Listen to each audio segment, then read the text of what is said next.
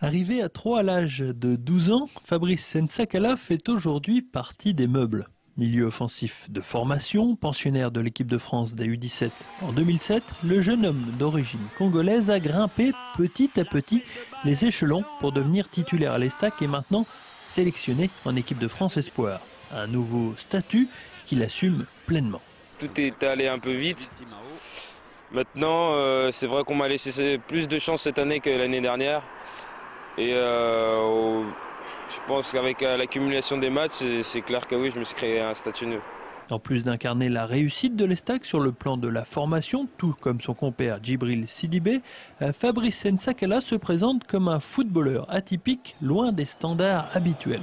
La preuve, avec cet été, dans un article paru sur le net, le footballeur troyen ne se cachait pas de bien gagner sa vie avec 6 000 € par mois, une démarche plutôt inhabituelle dans le milieu du foot. J'ai rien à cacher, donc je pense déjà que les gens ils se doutent un peu de la valeur qu'un joueur peut avoir, donc je vois pas pourquoi je veux m'empêcher de me cacher. En fait.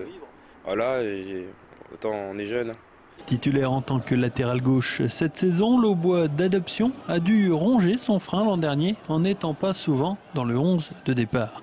Une condition sine qua non pour Jean-Marc Furlan qui croyait dans la réussite de son latéral, mais Fabrice devait avant tout engranger de l'expérience. Il fallait qu'il apprenne un premier chef toutes les petites ficelles du poste de latéral gauche, qui est de latéral gauche ou droit de latéral, et des ficelles défensives. Et Fabrice, il est revenu à la trêve après les vacances avec certainement une réflexion sur lui-même, un travail, c'est ce qu'il m'a dit, on a discuté. Parce qu'après les matchs amicaux, j'ai dit, mais t'as tout compris en un mois, Fabrice?